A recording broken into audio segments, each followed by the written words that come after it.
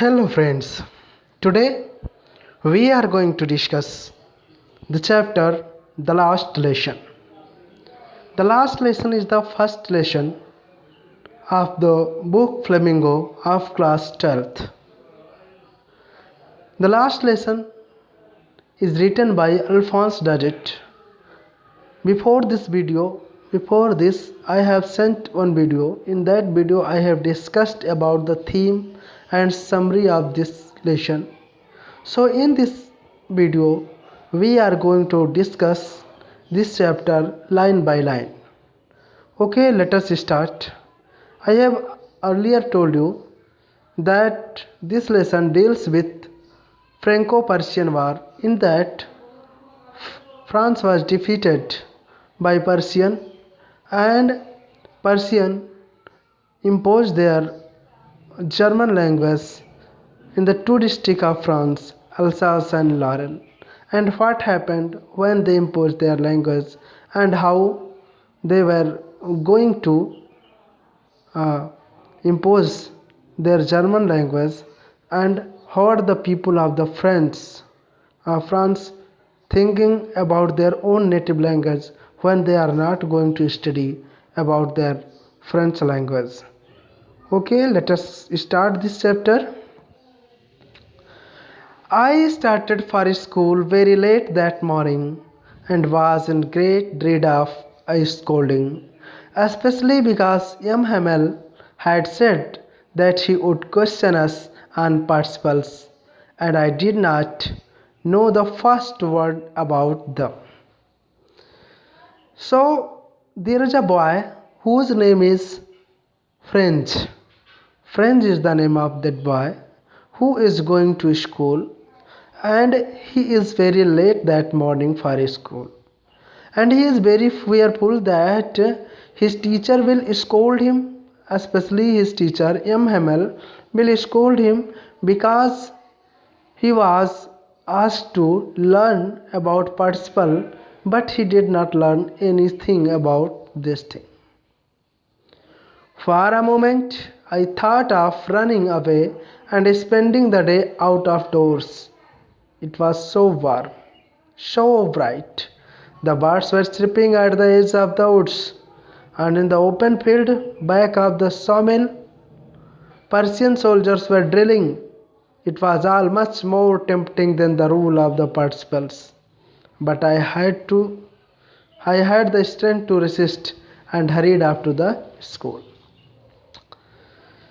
The writer is saying about the French that I is the narrator in the subjective form. This fiction is written. I is used for French here, and he is saying that for a moment when he is going to school, for a moment he thought that he should run away from the school. He should not go to school, and it is very warm and bright day, so he should enjoy this day. The birds were chirping at the edge of the woods. The birds are chirping, and the open field back the sawmill, the Persian soldiers are drilling, and there are Persian soldiers who are drilling, who mock drill is going there, and these things, the chirping of birds and the mock drill of soldiers, it is very tempting, very attractive for that boy French. So he is attracted towards these things. It was all much more tempting than the role for the participle. His attraction, his intention was not towards the rule of participles, not towards the study, but he was attracted toward the birds, toward the Persian soldiers' drill. But I had the strength to resist and hurried off to the school.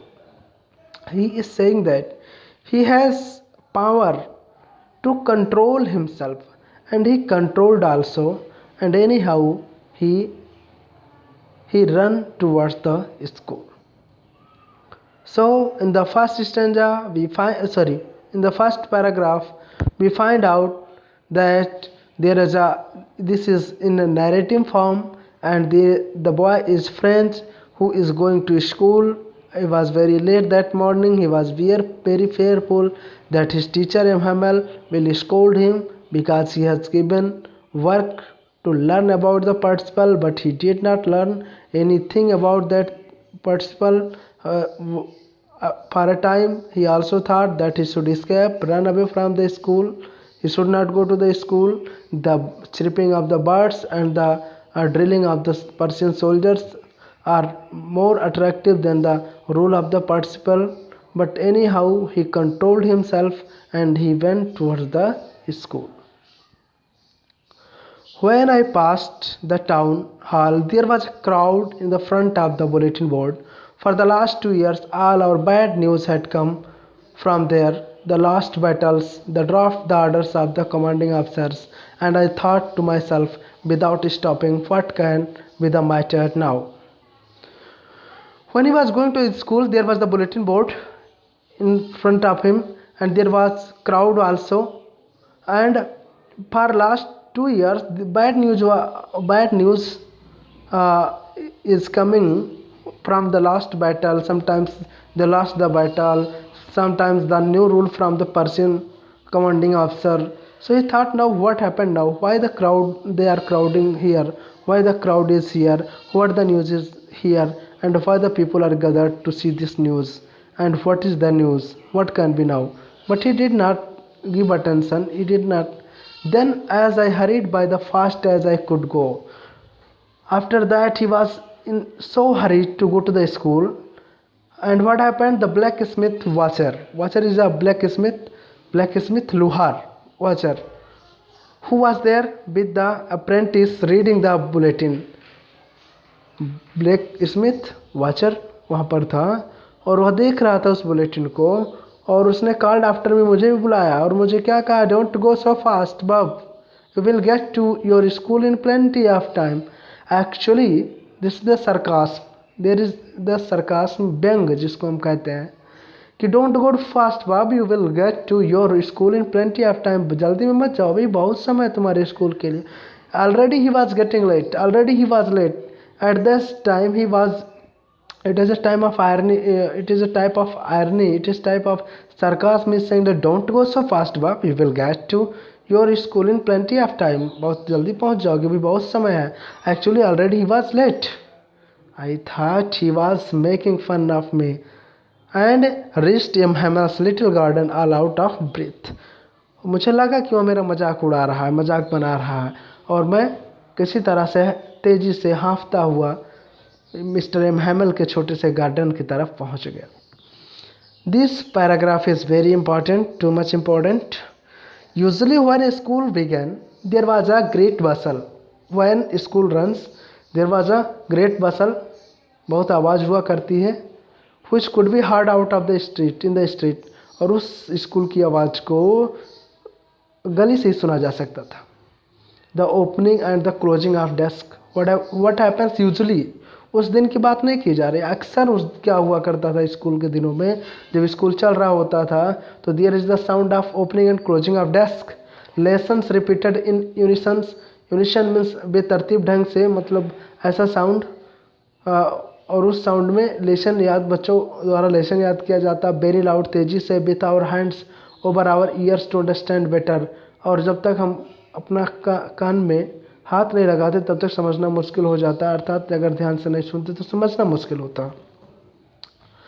And the teacher's great ruling rapping on the table, और teacher की ruler की आवाज़, table पर पिटने की आवाज़ आती थी.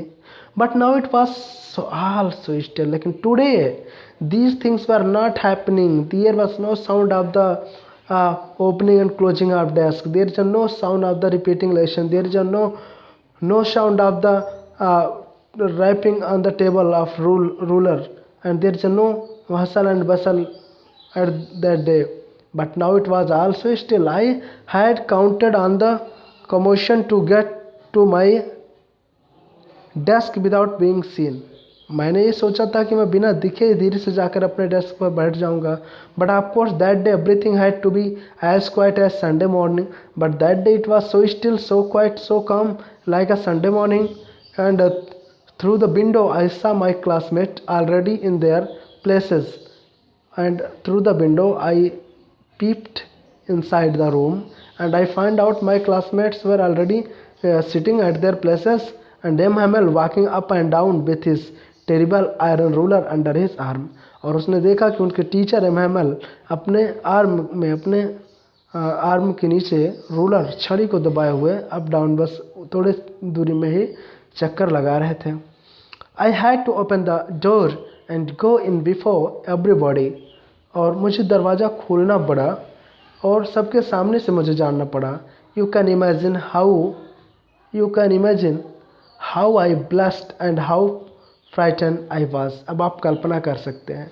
Already I was late and I have not learned the rules of the participle, and I was coming to school. Then what will happen? The teacher will scold for being late and will angry that he had not learnt about the participle. Then you can imagine how frightened French was.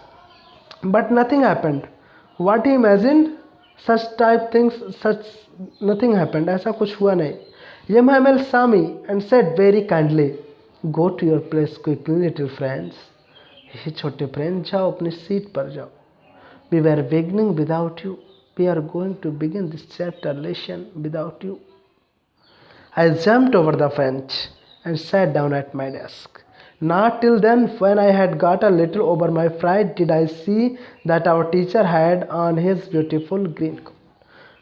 मैं जाकर बैठ गया और तब तक ऊपर नहीं देखा जब तक मैं अपने आप को कंट्रोल नहीं कर लिया. और जब मैंने ऊपर देखा तो what I saw that our teacher had on his beautiful green coat. आज अपने सुंदर हरे कोट में है. कौन? Mister M Hamel. His frilled shirt and the little black silk cap. और उनका फ्रिल्ड शर्ट है और छोटी सी सिल्क वाली कैप है, ऑल एम्ब्रॉयड, जो कि जिस पे कढ़ाई बना हुआ है. And he never wore except on inspection and prize day.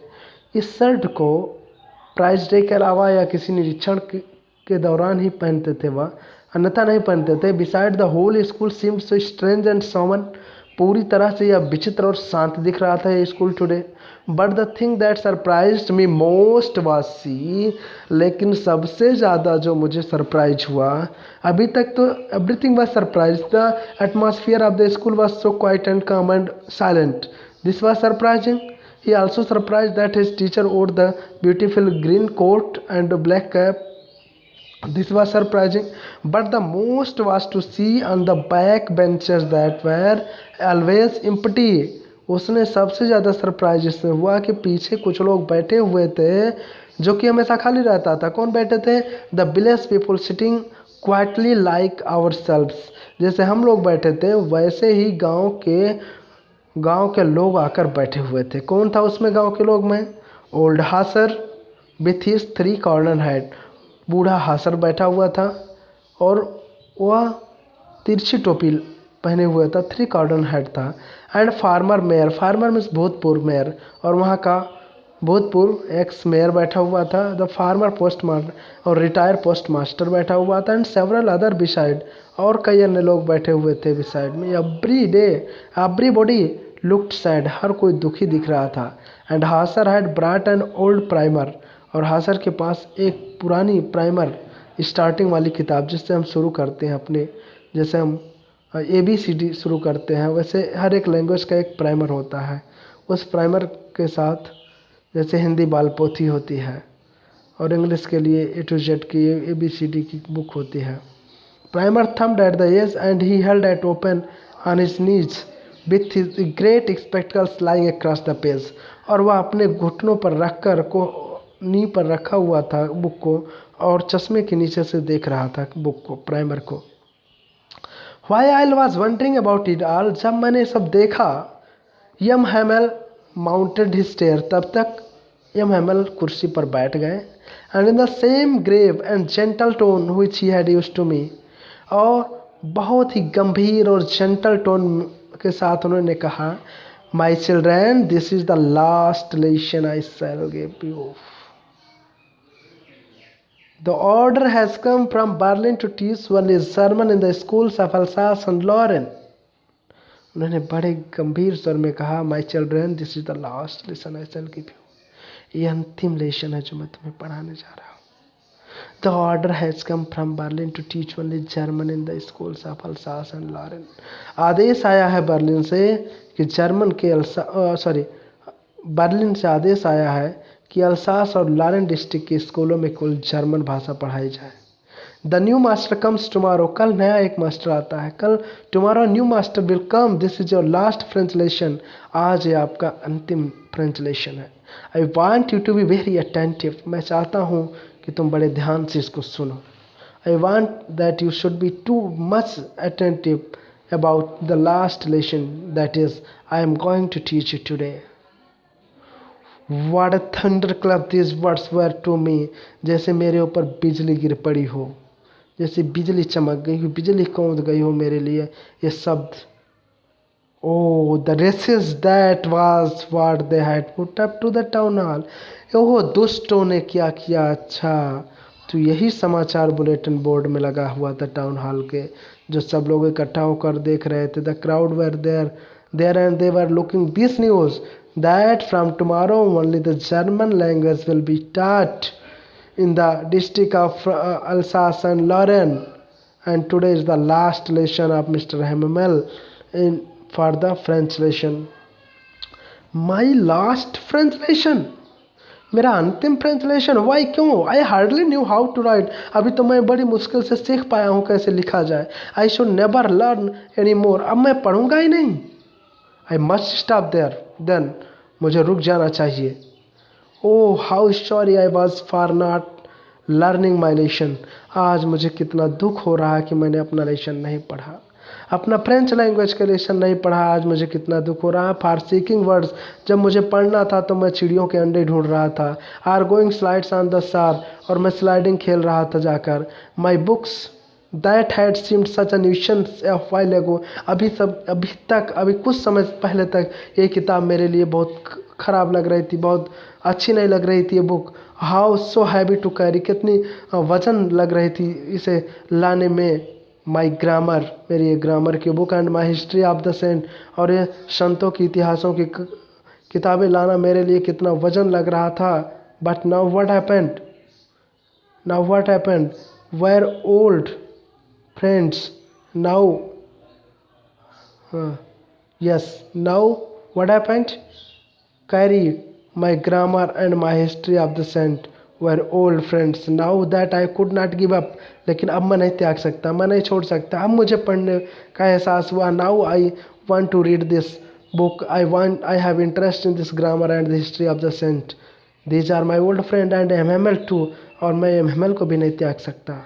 the idea that he was going away, यह विचार कि वह जा रहे हैं, now he is going, that I should never see him again, और मैं अपने टीचर को कभी नहीं देखूंगा, made me forget all about his ruler and how cranky he was। अब मैं भूल गया कि वह कितना क्रोधित होते थे, और उनके रूलर के बारे में भूल गया, उनके डांटने के बारे में भूल गया, वो कितना डांटते थे, बोलते थे, किस तरह से रूलर से मारते थे। I forget about them when I came to know that he is going away from here tomorrow, because today is the last lesson for him, so it is very difficult to bear this news for me, not for me, to the other people also, because today is the last lesson of the French. From tomorrow only German language will be taught in the district of Alsace and Lorraine. It was unbearable for us। Poor man, बेचारे आदमी। For what, for whom? Poor man, बेचारे आदमी। It was in the honour of this last lesson that he had put on his fine Sunday cloth. हो तो आज इस अंतिम lesson के सम्मान में उन्होंने इतने अच्छे कपड़े पहने हैं। एंड नाउ आई अंडरस्टूड, अब मुझे समझ में आया कि why the old man of the village were sitting there in the back of the room. अब मुझे समझ में आया कि इस रूम के बैक रूम के पीछे लोग क्यों बैठे हुए थे, गांव के लोग। अब यह मुझे रियलाइज हुआ। It was because they were sorry, इसलिए क्योंकि वो लोग भी दुखे थे। That they had not gone to school more, क्योंकि अब वो स्कूल नहीं आ सकते हैं। It was their way to thinking of our master for his 40 years of faithful service. यह एक तरीका था उन्होंने धन्यवाद देने का। किसे धन्यवाद देने का? thank to Mr. Hamel who has served here for 40 years, who has taught here for 40 years. बड़ी फेथफुल्ली के साथ जिन्होंने 40 सालों तक पढ़ाया, उनके लिए धन्यवाद देने का यह मौका था. And showing the respect for their country that was their no more. अब वह धन्यवाद देना चाहते थे अपने देश के प्रति, अपने देश के प्रति रिस्पेक्ट दिखाना चाह रहे थे, जो कि यह देश अब उनका नहीं है, क्योंकि this country was own by Persian now. किसने जीत लिया है इस देश को? पर्शियन ने. और they are imposing their own language. Which language? German language to this. While I was thinking all of this, I heard my name called. जब तक मैं ये सब सोच रहा था तब तक टीचर ने मेरा नाम बुलाया. It was my turn to recite. अब मुझे सुनाना था, मुझे पढ़ के सुनाना था. What would I not have given to able to say that dreadful rule for the participle although, जो कि मुझे बड़ा डरावना लगता था ये रूल पार्टिसिपल का. Very loud and cruel without a one mistake, but on that day बहुत तेज़ी से, बहुत क्लियर और बिना मिस्टेक से मैंने सुनाया. But I got mixed up on the first words and stood there holding on my desk and my heart beating and not daring to look up.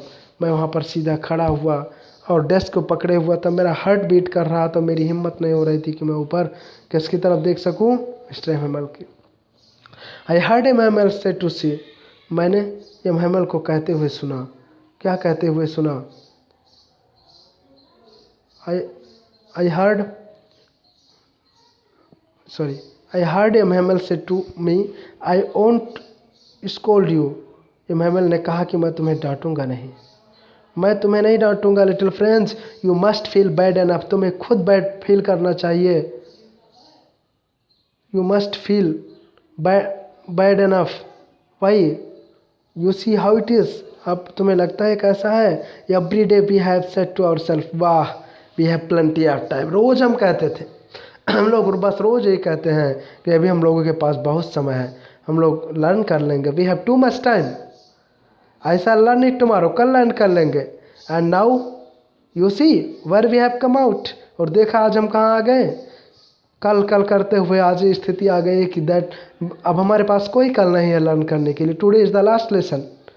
And now you see where we have come out. देखा हम लोग कहाँ आ गए. That is great travel with Alsace. बहुत परेशानी में है हमारा Alsace. See puts off learning till tomorrow.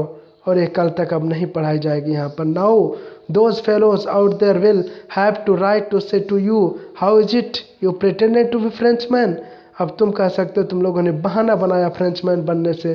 तुम लोग बनना नहीं चाहा, तुम लोगों ने सीखना नहीं चाहा. And yet you can neither speak not right your own language. और अब इसके बाद ना तो तुम अपनी भाषा बोल सकते हो और ना लिख सकते हो. But you are not the worst.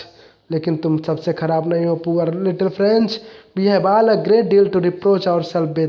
हम सब लोगों की कमी है इसमें, सबकी लैकनेस है, सबकी मिस्टेक है. It is not only your mistake. Your parents, this is the also important paragraph. Questions are also asked that your parents were not anxious enough to have you learn. तुम्हारे माता पिता भी बड़े उत्सुक नहीं थे कि तुम लोग सीखो. They prefer to put you work on a farm or at the mills. और तुम्हारे माता पिता ने कुछ पैसों के लिए, किसके लिए? so as to have a little more money. थोड़े से पैसों के लिए क्या किया? तुमको काम पर रख दिया, मिल में काम पे रख दिया. एंड आई, और मैं भी जिम्मेदार हूँ. Teacher MML is saying that I am also responsible. I have been to blame also. मेरे ऊपर भी ब्लेम है. Have I not often sent to water my flowers instead of learning your lessons. क्या मैं तुम्हारे लेसन पढ़ाने के बजाय तुमको अपने पौधों में पानी डालने के लिए नहीं भेज देता था? And when I wanted to go fishing, और जब मुझे मछली पकड़ने का मन होता था, did I not just give you holiday. तो क्या मैंने छुट्टी नहीं कर दिया? It means if they are unable to learn the French language, who are responsible? Only French is responsible. That at the time of the learning, he was going into the search of the bird's egg, and he is going for playing. He was interested in the drilling of the Persian soldiers, and his parents were also responsible because they are not anxious enough to send the school, because for some amount of money they send their children for the work in sawmill. And the teacher is also saying that he is also responsible because he has given the holiday and he sent them for the watering the plants. Then from one thing to another M Hamel went to talk to the French language. फिर एक से दूसरा एक एक करके M हैमल French language में बात करता चला जा रहा था। Saying that it was the most beautiful, this is the map of France, and here is you can see here two districts, Lorraine and Alsace. Here is two districts, and we are talking about these two districts here today, that Alsace and Lorraine. And at that place Yamhamel and other are discussed. So next paragraph, that he was going to talking, he was saying that is the most, he is saying, what is saying, that it was the most beautiful language in the world. ये संसार की सबसे सुंदर भाषा है. Sorry. He is saying that is the most beautiful language in the world, the clearest और सबसे स्पष्ट भाषा भी है, द मोस्ट लॉजिकल और सबसे लॉजिकल भाषा है ये, that we must guard it among us and never forget it. हमें इसकी सुरक्षा करनी चाहिए अपने बीच में। It is our duty to protect and preserve our mother language, our native language, it is our duty and we never forget it because, और हमें कभी भूलनी नहीं चाहिए because when a people are enslaved, और जब कोई एक व्यक्ति गुलाम हो जाता है, किसी के कैद में हो जाता है, as long as they hold fast to their language, और वो जब तक अपनी मातृभाषा को पकड़े रहता है, बनाए रखता है, it is as if they had to key to their prison, और तब तक उसके पास वो चाबी होती है कि जेल से निकल सकता है। It is very important line, it wants to say that if we have our own language, if we have our own native mother language, then if we will be enslaved, then it works like a key, and with that key, with the help of that key, we can be free from that prison. Then he opened a grammar and read us our lesson. उसके बाद उन्होंने grammar का book खोला और उसे पढ़ाने लगे।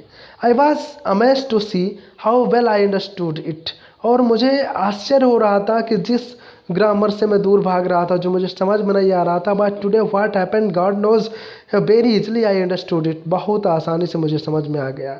All he said seem too easy, so easy, so easy, आज उन्होंने बहुत आसानी से, बहुत ईजी उन्होंने मुझे बताया। आई थिंक टू दैट, मैंने भी ये सोचा कि I had never listen so carefully and that he had never explain everything with so much patience. ना तो मैंने कभी इतनी सावधानी से सुना था और ना ही उन्होंने कभी इतने पेशेंस से समझाया था। It seemed almost as if the poor man wanted to give us all he knew before going away. ऐसा लग रहा था कि वह व्यक्ति, वह that teacher, that MML wants to give everything what he knows, जो कुछ जानते थे, ऐसा लग रहा कि आज हमारे ऊपर उड़ेल देना चाहते हैं, उसी धारा, उसी में हम लोगों को प्रवाहित कर देना चाहते हैं। And to put it all into our heads at one stroke, at one stroke में से एक ही झटके में, ऐसा लग रहा कि सारा ज्ञान हमारे मस्तिष्क में एक ही झटके में वह भर देना चाहते हैं। After the grammar we had a lesson in writing, grammar पढ़ने के बाद हम लोगों का राइटिंग में एक लेसन हुआ।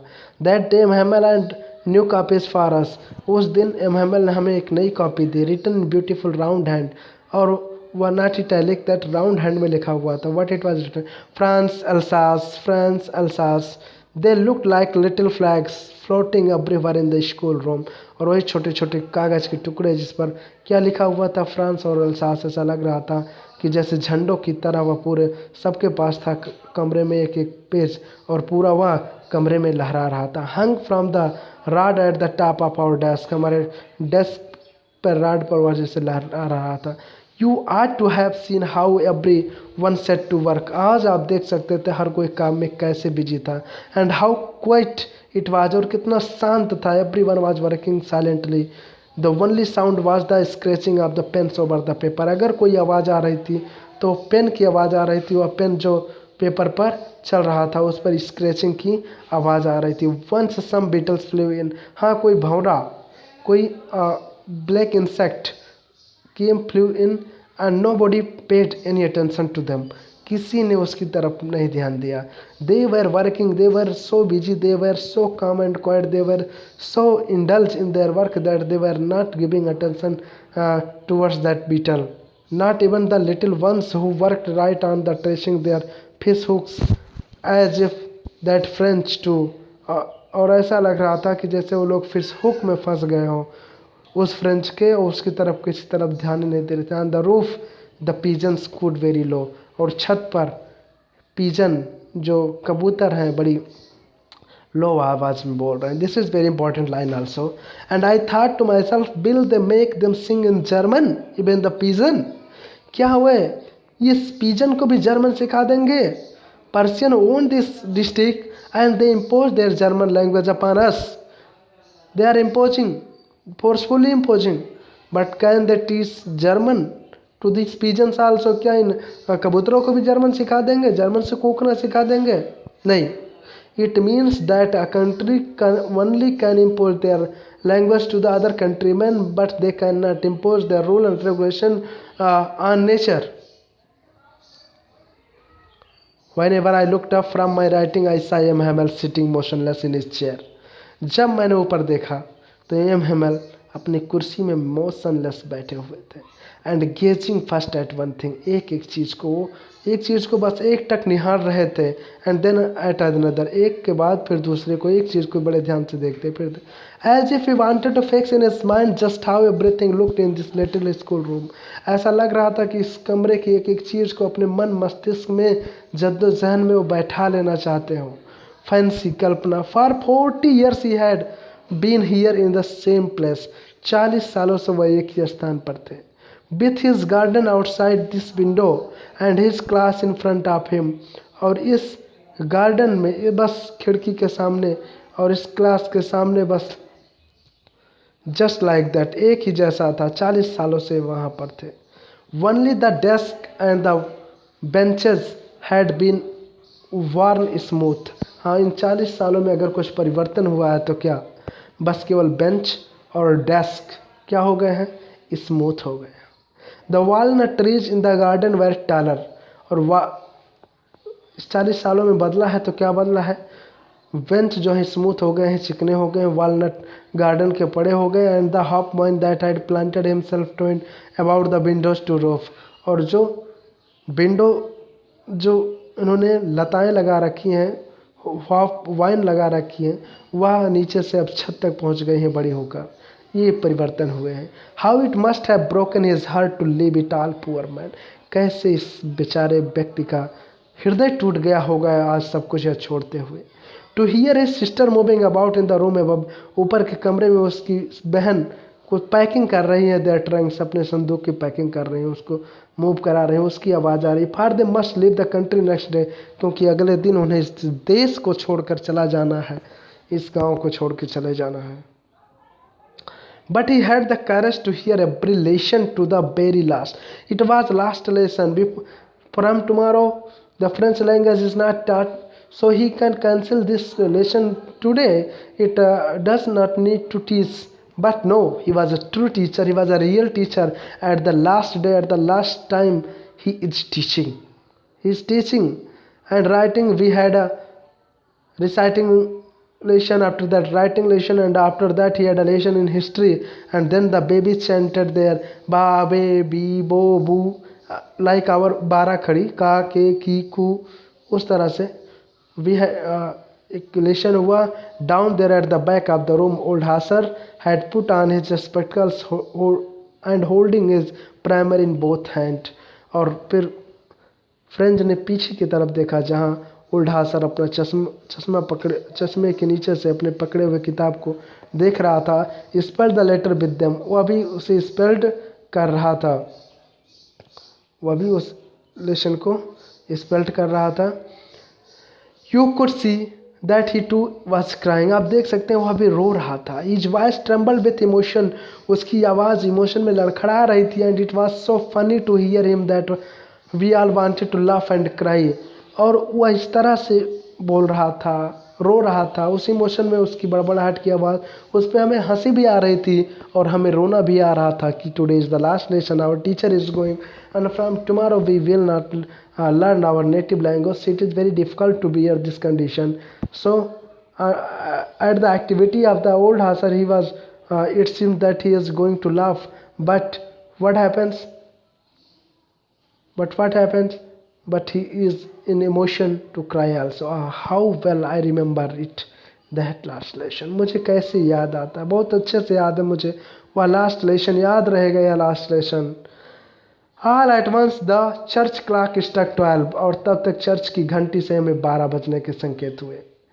Then the angelus, at the same moment the trumps of the Persians returning from the drills, और तब तक वह आवाज़ आई उस ड्रिलिंग में सोल्जर के कदम ताल की आवाज़ आई जिससे वह वापस लौट रहे. साउंडेड अंडर आवर विंडोज, और हमारे खिड़की से उनके कदम ताल की आवाज़, फुट स्टेप की आवाज़ सुनाई पड़ी.